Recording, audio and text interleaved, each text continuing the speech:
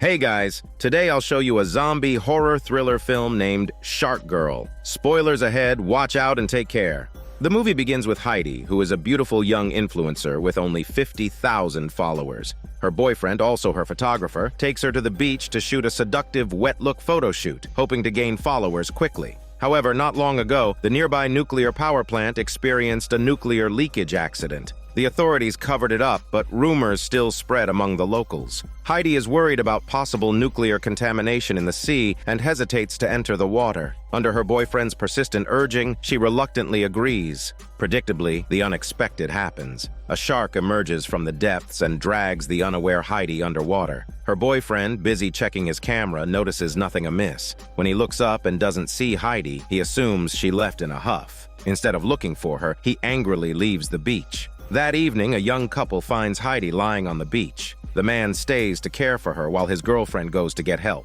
Suddenly, Heidi regains consciousness and attacks the man, biting his neck in a frenzy. When the girlfriend returns, she finds Heidi atop her boyfriend, wanting to have a baby with him. Initially thinking he's cheating, she approaches only to realize something is terribly wrong. Heidi now has sharp teeth resembling a shark's. Before the girlfriend can react, she too meets a gruesome end. After feeding, Heidi returns to her senses but is terrified, wondering how a single shark bite in the sea could cause her sexy body to mutate. Panicked, she returns home, but her boyfriend ignores her late-night return. Feeling nauseous, she vomits out the remains of her victims, including a car key, hinting at the horrific scene of her devouring human flesh. However, Heidi, still unwell, doesn't notice the key. The next morning, a self-media reporter named Christopher arrives at the beach to report on the murders. According to him, the victims' faces were mutilated, and their remains were scattered across the beach in varying sizes, a truly gruesome sight. Heidi happens to be at the beach too, and Christopher recognizes her as a high school classmate.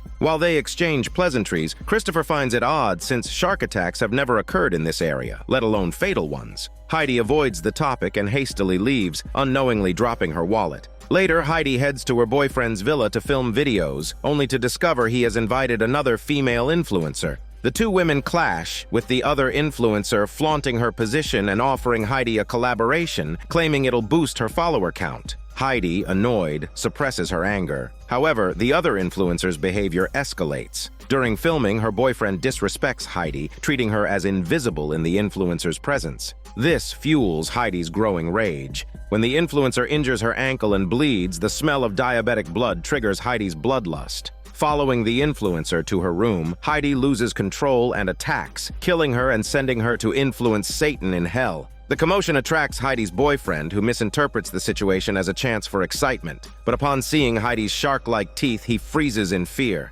His hesitation seals his fate as Heidi corners and kills him. Unlike her first murders, Heidi calmly calls her agent afterward, successfully securing her next gig. Meanwhile, Christopher's investigation reveals inconsistencies. The bite marks on the victims are smaller than those of juvenile sharks, suggesting a non-shark culprit. Heidi's friend Lady Bro, a marine biologist, temporarily stays at her house to investigate the beach murders. Lady Bro learns from a blogger she follows that radioactive isotopes from nuclear contamination have entered the food chain, possibly causing mutations in mammals. Though skeptical, she considers the possibility. Christopher visits to return Heidi's wallet and shares his theory that the murderer might be human, not a shark. Lady Bro is troubled, but focuses on her research. She collects seawater samples near the incident site and finds dead fish glowing green, a disturbing sign of severe nuclear contamination. Back home, Lady Bro asks Heidi about her relationship with her boyfriend, and Heidi lies about their breakup. Lady Bro is relieved, disliking her boyfriend, and suggests celebrating Heidi's newfound single life. As they celebrate, Heidi nearly loses control, tempted to bite Lady Bro's neck, but regains her composure just in time. Concerned about Heidi's unusual behavior, Lady Bro assumes it's heartbreak and invites her to a bonfire party the following evening to cheer her up.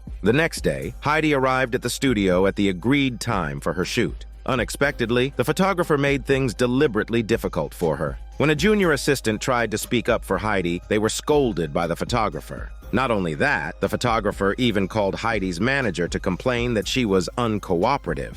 Such arrogance was not something Heidi could tolerate. Soon enough, the photographer fell victim to Heidi and was bitten to death. The assistant, however, survived thanks to their earlier kindness. Shortly after, Heidi's manager called, demanding she come to her office immediately to set some rules.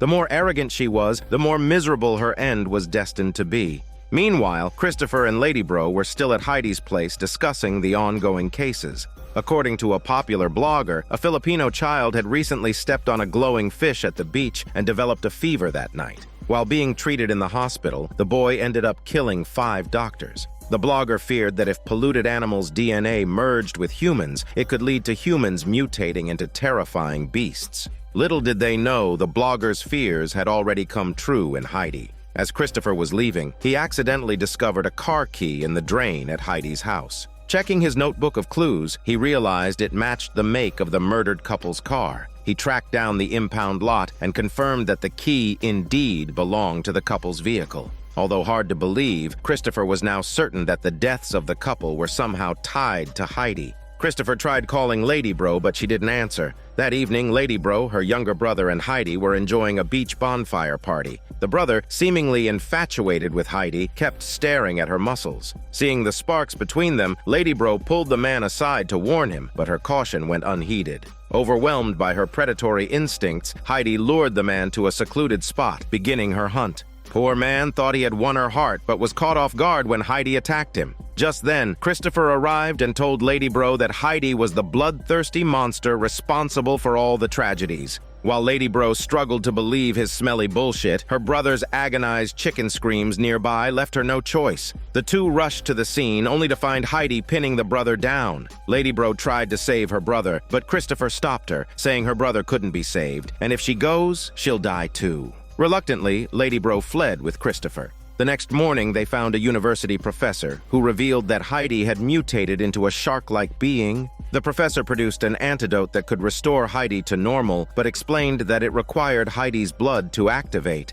Despite the risks, Christopher and Lady Bro decided to proceed. The professor advised them that a mutant's nose was their weak point and that touching it would briefly stun them. The pair carefully infiltrated Heidi's residence, but her heightened senses immediately detected their presence. Lady Bro attempted to reason with her, offering the antidote, but Heidi refused, declaring that she had evolved into the ultimate predator on Earth, and it feels incredible. Unable to convince her, they resorted to action. Lady Bro distracted Heidi by touching her running nose, while Christopher extracted a vial of her blood while she was momentarily dazed. Their success was short-lived. Returning to the professor with the blood, they found him dead like a piece of shit, shot in the head. Christopher suspected the killer wasn't Heidi and that a new player was involved. After activating the antidote, they set a trap at a nearby warehouse, using fish blood as bait. During the wait, they planned to use the antidote but resolved to kill Heidi if it failed. Heidi soon arrived, and Lady Bro led her into the trap. However, they underestimated her strength, and their net was torn apart. Lady Bro attempted to inject the antidote but was kicked aside, shattering the vial. In the ensuing struggle, Christopher was injured and passed out. Though Heidi nearly killed them, Lady Bro managed to escape with Christopher. But her relief was short-lived when she discovered Christopher's arm had been bitten, leaving a large wound. That night, as they rested in a hotel, Lady Bro dreamed of her brother's final moments. Upon waking, she realized her brother had left a cryptic message. Heidi sought him out to reproduce. Horrified, Lady Bro woke to find Christopher missing. Meanwhile, Christopher was wandering toward Heidi's lair, entranced by her call. As expected, Heidi forced Christopher into mating to create her shark-human offspring. Afterward, she coldly tried to kill him, but Lady Bro intervened with a harpoon. Though she injured Heidi, it wasn't enough to kill her. Heidi retaliated, driving Lady Bro into the kitchen. Desperate, Lady Bro stabbed her repeatedly with knives while Christopher landed a decisive blow with the harpoon. Wounded, Heidi escaped back to the ocean, determined to birth her young there. Lady Bro thought it was over until Christopher discovered sharp teeth growing in his mouth, realizing he was mutating as well.